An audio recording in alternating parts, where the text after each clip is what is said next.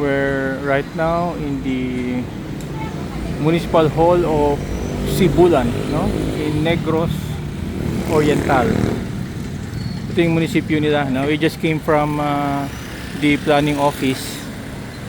Ito yung harap mismo. I think sino ba yung nakalagay dito sa kanila? Dr. Jose Rizal. Ha? Magsaysay? Ayun. Hero na dito si President Magsaysay. No? Right in front. I think this is the public plaza. This is the road going to Dumaguete City. This is the main highway, no, ng Sibulan. Nandun yung Sibulan na church at that area. And they have their gym dito. Ang mayor nila is si Mayor Abiera. Ano? Mayor Abiera. Okay, naka-parking na ako dito sa harap.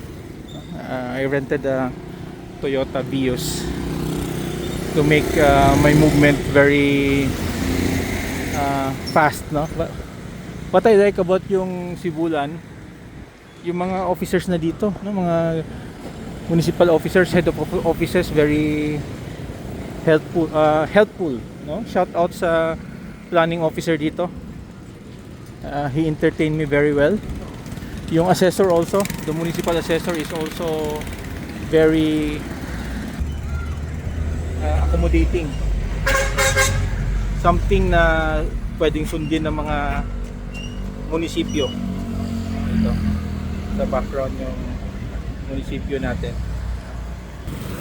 So again, this is yung road. This is yung Sibulan Road, no? This is the end part of the National Highway and yung public market. Ulitin natin, di ba? This is the public plaza, harap mismo ng municipal hall nila. No, this is the municipal hall, no? Ayan, municipal hall. Kagagaling na namin sa planning office. The planning officer was former municipal administrator, licensed ENP. No? Medyo maliwalas yung office niya, no? Very impressive yung pag-entertain.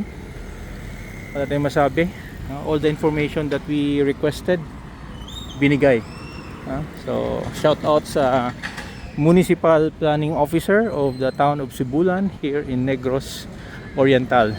So next, labas na tayo, no? We'll be going back to Dumaguete, no? For another commitment. We'll be meeting with landowners pala here.